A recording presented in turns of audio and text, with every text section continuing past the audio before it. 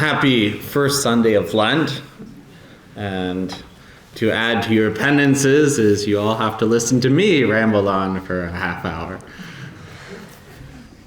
You're the second group to hear my priestly memoirs, since the first was the DT community as one of our community activities, and it's mostly because something happened in the world for a couple of years that drove everyone crazy. So kind of the simple image of my vocation is, you go out in the garden and you see a bush, and it starts off as something very small, and then you go the next day and it looks exactly the same, and then you go a week and maybe it's bigger, and but by the end of the year really not a whole lot has changed. And then you go next year, it's a little bigger, but it's not super exciting. It might get snowed on, it might get rained on, someone might come along and kick it, and but that's kind of my vocation. So it's not the exciting drama that others get to tell sometimes. So I'm from Nova Scotia, that's east of Maine. And Maine is, you go to the Atlantic and you go north, and that's the furthest northeastern state in the U.S. So I'm Canadian, and I grew up in the country, and I'm the last of 8. So I grew up in a Catholic family. Some of my siblings say, mom and dad were strict. I don't really agree with that because, just having to go to church on Sunday and, try and get good grades doesn't seem extremely strict to me. Or maybe it's just I've been in the Legion so long. And as growing up, I believed. And I was an altar boy as soon as I could. It was this tiny parish a mission, so you get like 50 people on Sunday, and our family was well noted because we took up a whole pew and we were the altar servers most of the time, because it was we lived in a Protestant area, and my dad gave the land for that church to be built, Holy Cross, and I was the first baby baptized there, so it's as old as I am. And then, grew up normal, no TV, because apparently my siblings fought so much over it that, when it broke, my parents never got a new one.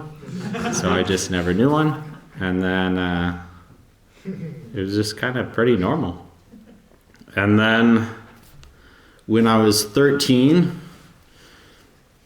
I liked to read, especially since, I'd get bored at home because there wasn't any TV, so I'd read, and especially if my brothers were not around to play with, I'd read. And so my mom gave me a book about Padre Pio before he was canonized. And, I read it, and I was just super impressed. There was kind of 3 things that really struck out to me that kind of formed my idea of holiness and being a saint. One was that, he had a real relationship with Christ. He was his friend. It wasn't just doctrine and norms. It was a person he cared about, who he had visions of, but that's his special grace. And then he had this zeal for souls. And that's kind of explains why Padre Pio would spend so many hours in the confessional, pray so many rosaries, do all these sacrifices, because he really wanted people to know Christ, to come and to repent. And he helped a lot of people.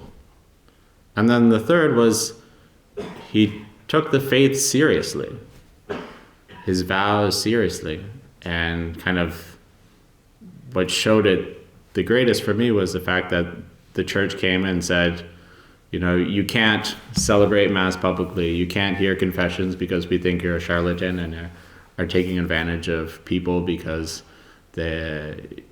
and your wounds, the stigmata that you're bearing is just a show or it's because you've got psychological problems. You think about it so much that it manifested on its own. He's like, yeah, go stare at a bull and see if you grow horns.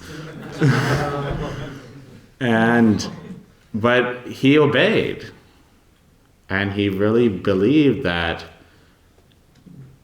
Jesus was sanctifying and saving souls through that obedience, even though he was afraid that he would get kicked out of the order at some point. And, that really tore up his heart. And so there's great help to, setting expectations. And then while I was reading this, I remember, lying in bed, probably like 10 o'clock or something like that. It was night, reading away. And God gave me the grace of, imagining myself where you feel like you're standing before Christ crucified, and it's all that suffering. The scourging, the agony in the garden, the abandonment by his apostles, the insults, the nailing, the carrying of the cross, nailing, the crown of thorns, all of that was for me because he loved me. And I was overwhelmed. And I felt like I was standing there with nothing in my hands. I had nothing to offer him because, I went to church. I was an altar boy, but I hadn't really done anything for him. I hadn't really made him the center of my life. I hadn't really made any sacrifice. I enjoyed all those things. And I did them because Mom and Dad said so. And, it didn't necessarily come a whole lot from me. And there was this part of me that said, this can't be. It's not right. And I don't want to stand here and not have loved him back. And so I used the gift that God gave me of my intellect, and it's like, okay, so what do I want to do? Well, I want to love him back. How do I do that? Do his will? Okay, what's his will? What does he want for everyone? Go to heaven? Be a saint? Okay, well, that's my mission in life, is to be a saint. Now what? And it was, it was like, okay, I like math, I like science, I like, building or things, doing, like working with my hands, woodworking, or just figuring out how things work, which explains why I was working in here yesterday. I enjoy those things. But there's just recognize that there's something in my heart that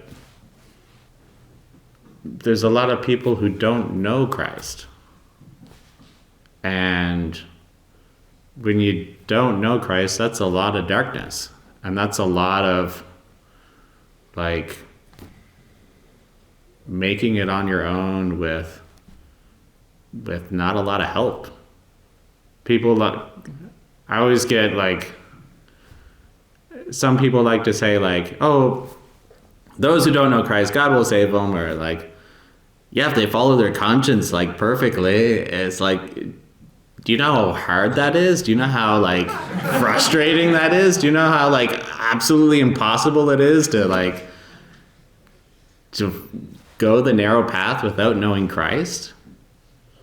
God's great and he gives lots of graces, but I wouldn't want that. I wouldn't want to have to, live without knowing Christ, live without those graces that he gives me. And there's a lot of people that they're suffering because of it. And you look out, you read the newspaper, and you can see it there. And then like, now I get to hear it in confession where it's like, yeah, there's a lot of suffering out there that everyone puts on a facade because, it's not nice to go around with all your wounds showing, but there's a lot, and God put in my heart that I want to share Christ with those people. I want to do something about that. And then it's like, okay, well, who does that more than a priest? Whose mission is more to share Christ than a priest? And so that was kind of how I discovered my vocation. And it worked, Paul. I haven't had any major doubts about it, or any major I should just stop trying this and go and become a carpenter and have a family or something like that. So God is good. He gave that to me, and then it's funny because life became hard because how do I do all this? And I didn't tell anyone for 3 years, and I don't know how to pray as a 13-year-old. We prayed the rosary as a family, and I prayed a 30-second night prayers before going to bed, and so it's I gotta pray, and just ended up praying a lot of rosaries, and would go over to the church to pray and kneel before our Lord in the Eucharist, and I don't know, just I don't know what I'm supposed to do. Read Psalms, because those are biblical prayers, and then, you can think once or twice, tried to, make up my own. And just it was a struggle, but it was, I just remember whenever I came back from church, when I went over there, I'd be by myself to pray when I came back, God filled me with a lot of joy. So much so that, be skipping and singing on the way home. And those who know me, I'm not that type of person usually. And so it's just amazing that God drew me closer, and just kind of fell in love with him as a teenager, and finish my schoolwork early in class and stare at the window, and kind of the thought of God would just come. And it was something amazing that, I didn't do a whole lot of work for, but he protected me from a lot of things, and kind of kept me close. Because if I'd fallen in love with someone before this, I wouldn't be here, most likely. And so the next interesting story, I guess, is I went to Medjugorje when I was 16. So I went on a pilgrimage with my mom, and I was the youngest one by 30 years. I don't really know why Mom asked me, because I hadn't told her that I wanted to be a priest, but I guess she knew that I generally said yes to her when she invited me to, go to adoration or things like that. And so I went, and I really liked it, spent a lot of time in prayer. But at one point I read, I was reading the messages, and one of them said, to have holy images in the house, the saints and angels, and as great reminders. They're yeah, that's a good idea. And so I went out and looking in the shops for something to strike my fancy, and I go to the shop, and it's the one shop it's run by locals, and they close down the shop during Mass, and they don't open on holy days. And in the window was this 3-foot statue of the Sacred Heart. I was that should go in the church back home. And so I inquired. It was $3,000 American dollars. And then I eventually managed to convince my mom, because when I first suggested it to her, she laughed at me because she knew the people, she knew the community. And I mean, she would love to have it in there. She just didn't think it would ever happen. And I kind of persisted and prayed some more and bothered her enough to convince her that, you pay for it now, I'll pay you back. It's going to be great. It's amazing. It's beautiful. It'd look great. And it'd be great. It'd make the church better. I was so naive. I didn't think that anyone could possibly oppose it. It was just my perfect plan. It's awesome. And so I actually managed to convince Mom, and so we had to go. We left. We were there for Easter, so we left Easter Monday. So we had to buy it at midnight once the Easter Sunday was over, and wrapped it up and took it home, and eventually presented it to the parish council, and they rejected it. And long story short is, eventually they had a vote, they accepted it, then a parishioner, didn't come to Mass next day and said, I can't leave the parish council anymore, and someone else went ballistic, and they changed their mind, and, now it sits in the sacristy on top of the dresser or the closet that holds all the vestments, and it's been out for my dad's funeral and for my first Mass, and God is still good. And it never really shook my faith that God wanted me to be a priest, but it's just kind of, I wish it had been otherwise, but a parish rejects, a beautiful 3-foot statue of the Sacred Heart offered by a 13-year-old or a 16-year-old boy who has desires for the priesthood, and it can baffle you, but don't be surprised when you encounter resistance, I guess. And then the next stage would be how I found out about the Legion. So Nathan is number 7, and so he's 2 classes ahead of me. So I was in grade 10, he was in grade 12. And as soon as you graduate, you leave because there's nothing for you in Middle Muscatavit unless you want to work on a farm. And so Mom and Dad are like, well, what do we do with Kevin now? Because, him being home alone wouldn't be good for him. And so what do we do? And so a friend of the family told Mom about ICUS in New Hampshire, and they asked me, hey, do you want to go to this school for boys thinking about the priesthood? It's run by the Legionaries of Christ. That's Father Kermit's congregation, because I had met Father Kermit a couple times. I'm like, well, I don't know. What do we know about this? So we looked on the internet and, eventually managed to find a paragraph that pretty much said it's a school for boys thinking about the priesthood, and here's a phone number.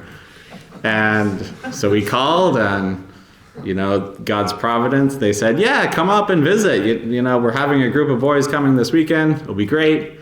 And I didn't have school that Friday. So Mom and Dad drove me down on Friday. They dropped me off. And the large group that was coming didn't end up coming. There's 3 other boys. And I got to spend the weekend playing with the apostolics and the pre-candidates and going on a hike, and it was raining, and I had a great time. It was, for me, it was like, hey, this is paradise. There's a whole bunch of boys who are thinking about the priesthood, who, are living the faith, and they play sports all the time, and they learn things, and there's a lot of joy, there's a lot of charity. It's like this or a public school in rural Nova Scotia. This isn't much of a choice. And so I went to the apostolic school, and I didn't join the apostolic school because I was like, I want to be a legionary. It's just more like, this is the most logical option that's way better. And so I was kind of confused with I was like one of the boys that wasn't in crisis at some point in the summer program because they couldn't decide whether they wanted to stay or not. But that's God's grace. And but there I got to know the Legion, I got to see it, and it was like what impressed me from the beginning, the joy, the orthodoxy, the commitment, and kind of the zeal. It was the more I saw it, the more I lived there, the more I was like, this is the kind of priest I want to be. And I don't think I could do it on my own. And so it was like, well, I guess God wants me to be a legionary. And then I told my dad, and there wasn't a whole lot of communication going on between the school and my parents. So, and it was also, 2005, so Pope Benedict asked the founder to, step down and, lead a life of prayer and penance. And so when, at the end of the school year, I wanted to continue, and my dad was, no, you shouldn't go and join the Legion. He was thinking I'd join the diocese or, some more established religious order. And so he pretty much said, well, when you're 19, you can go and do whatever you want as you'll be of age. And so I went home and worked at McDonald's for 2 years and didn't lose my vocation. And, I eventually founded a little boys club. Well, it was just more like a little youth group, and we met, and I'd say something about God, and then we'd play like hide and seek or something, or basketball. And they took me out to ice cream when I left and said thank you. So there was some positive thing there. I didn't become this super apostle of founding conquest clubs up and down Nova Scotia. I was just more like, it was on my own, and thank goodness I didn't go crazy or lose my vocation. So God is good. And so I joined when I was 19. I spent the last of my money on the plane tickets and the clothing. And I did candidacy here in Cheshire. And then during candidacy, I was like, I don't really want to do my novitiate here in this big place with this massive novitiate, because there was I think there were 2 sections back then. So, 70 novices and 100 humanists or something like that. I don't know the numbers exactly, but, that's my impression. And I was like, I also don't want to have to learn a language my first years. So I asked Mary if she could send me to Ireland. And the destinations came out, and I wasn't mentioned. And then a couple days later, Father Joseph Bertka, who was the charitable director at that time, he's there at the head table, and I'm walking by. I don't know, either going to my seat or serving, and he calls me over and says, "Hey, do you want to go to Ireland?" It's like, yes, yes I do. And so thanks to Mary, I went to Ireland and did my novitiate there, and it was a much smaller novitiate. There was only 26 novices, and it was great. It was Father Matthew Brackett was the novice instructor, and I just remember it being a great time, and there's a great spirit. Just really grateful for my novitiate. And then I was sent to Monterey for humanities, and that was a little tougher because my Spanish wasn't very good, and I was the only Canadian, and there weren't any Americans in the humanities there. Lots of brothers, they really wanted to practice all their English with me, and I had to be a little insistent. No, speak to me in Spanish. And when I didn't understand something, try and tell them to, explain it in another way that I might understand. And if that didn't work, okay, what's that in English? And I eventually learned Spanish, so that was good. And it was one of the things one of the fathers took all the brothers who had never been on missions to Saltillo to do missions. It was just like some random weekend. So it wasn't mega missions, it wasn't for Lent or for Advent, but we went, and it was just great to go and speak to people about Christ. And I remember getting really excited, talking very animatedly, and then learning they didn't understand what I said. But I guess they enjoyed seeing me, joyful and happy and talking about Christ. So that was another great experience. And then I was in Thornwood for philosophy for a year, and then we closed that down. And then I was in Rome. I got sent to San Jose for practices. Did a year in the secretariat, and then like a year and a half teaching at Canyon Heights Academy, teaching religion to the 6th, 7th, and 8th graders. And that was really great.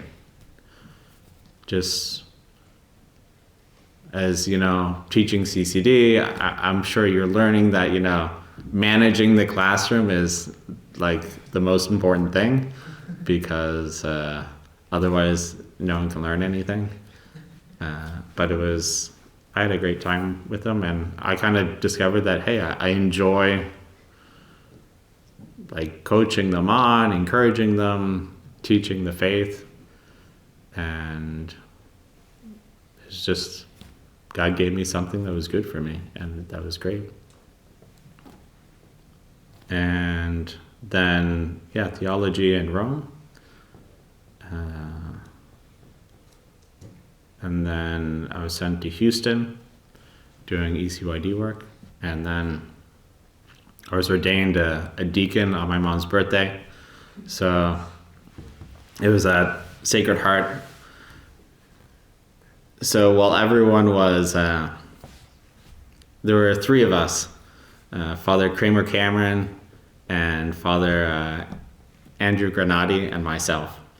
And so afterwards there's this big party and the tent on the grounds, and they get up and they give their thank you speeches, and they go on about this and that and the other thing.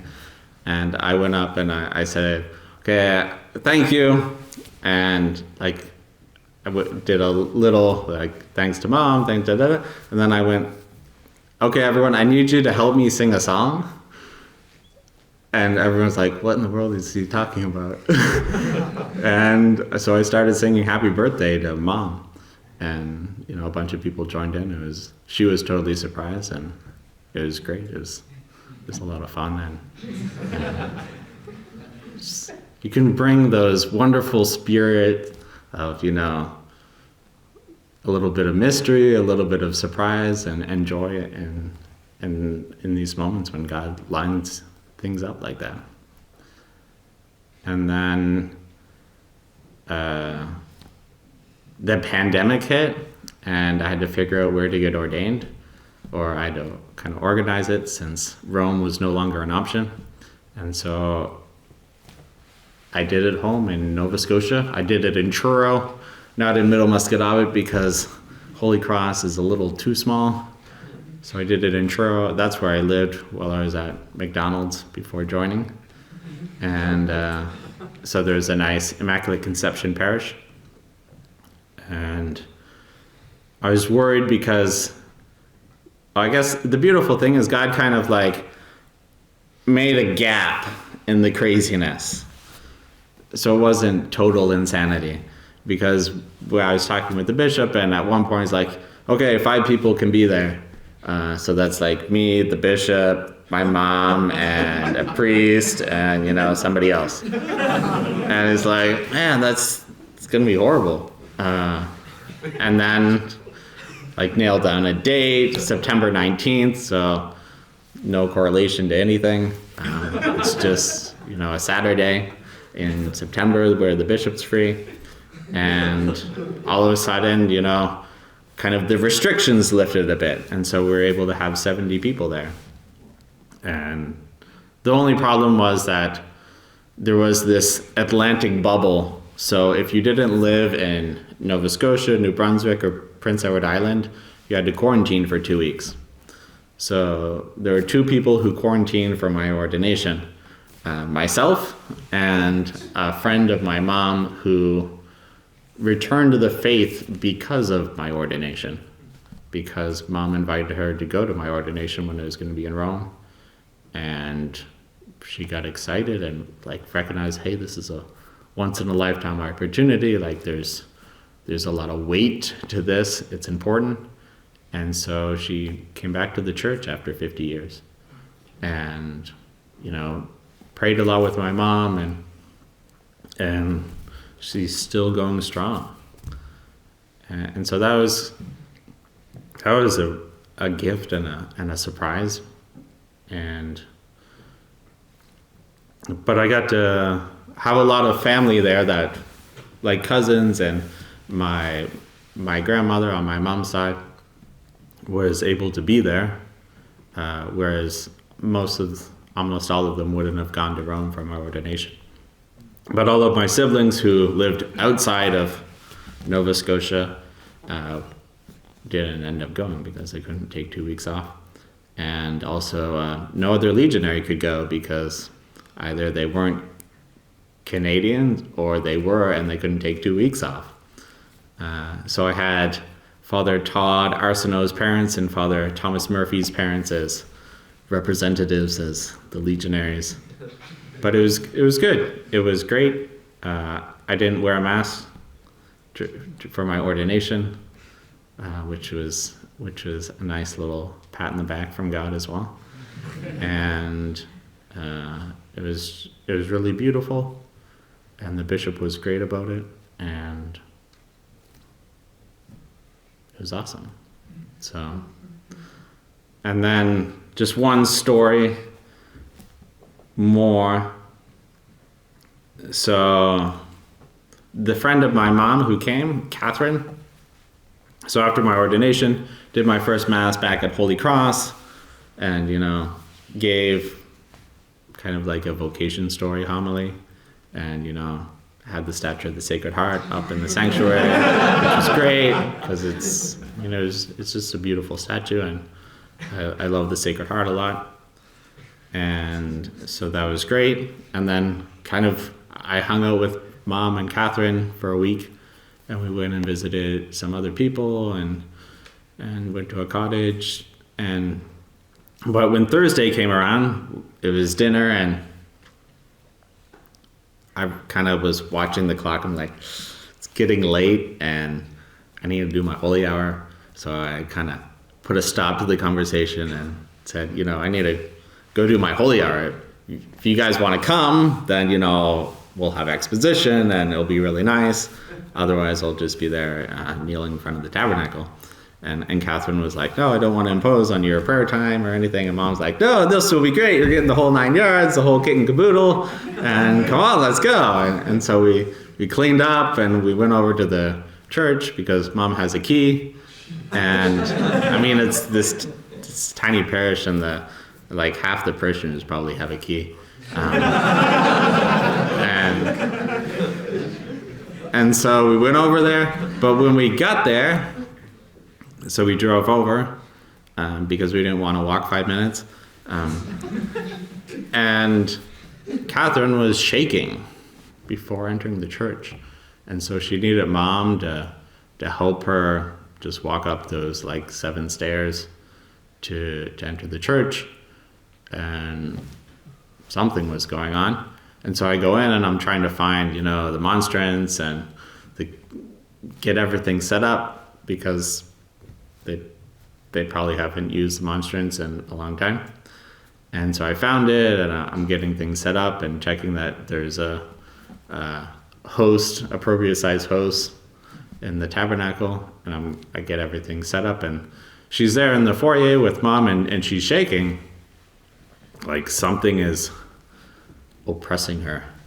And so I go and I pray over her, and then I continue to do my thing, and she and Mom go and they go and sit in one of the pews near the front. And so I come out and I bring Jesus out, and I kind of just kneel there in the aisle in front, just intending to kind of do my Eucharistic hour just on my own in front and not worry about them. And after like 2 minutes, Mom calls me over, and Catherine's there shaking and crying, and so like she's disturbed. And so I pray with her, and we like pray the rosary, sing songs, litanies, whatever prayers come to mind, spontaneous blessings, and after about, it was probably like halfway through, whatever it was broke. Because this whole time she was kind of sitting in the pew with her head down, not looking up at Jesus, and you could just tell that, something was wrong. And it wasn't that she didn't want to be there, it was something else. But halfway through, whatever that was, left. And then she had peace, and she was crying tears of joy. And we kind of finished the Holy Hour in kind of a spirit of thanksgiving. And that was another grace of God, that, his daughter, that he got to come back to him after so long. And, wasn't that she had any major sins, but, the devil gets his claws in, and she had experienced she described it as kind of like a dark cloud. And before, when she was back home in Calgary, like she'd go into a church and it would disappear. And then when she'd come out, it'd be there for her. And she tried going out different doors, but it was always there. And so it was kind of, she had the reflection of, she could come back on her own only so far. And then she just needed help because she couldn't win on her own. But it was just this kind of my experience as a priest in that moment of the oppression of the devil and God being able to free from that. And just how beautiful that is. And it wasn't like I felt anything. I just saw her being affected, and so I offered what I could, which was my prayers and my presence, and God worked through that. And that's just so beautiful that God wants to work through us to really help people in something that is beyond them. No matter how good-hearted they are, no matter, how giant of a will they have, no one can save themselves. And we need each other, as kind of we learn on our own, but, many others need us to help them in certain steps and to win certain battles. And when we get to participate in that, there's nothing quite like it. What's better than, being freed from an oppression, being freed from Satan, and being able to live as in the joy of being a child of God. So that was another gift of God, like for my ordination, like his ordination present to me, of being able to participate in that, and his gift to Catherine as well.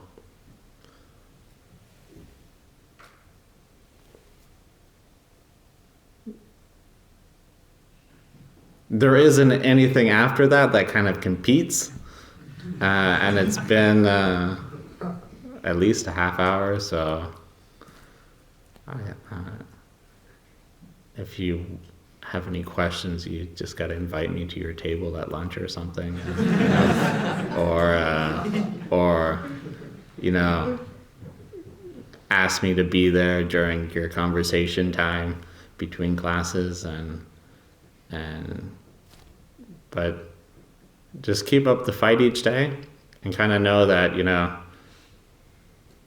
some people get like massive, like they have a massive battle in their vocation, and others, it's just a bunch of small ones, but kind of the battle each day of that choice to, I'm going to love God, I'm going to give my best and do what I can. That's worth a lot. And Jesus really appreciates it, and it really makes a huge difference.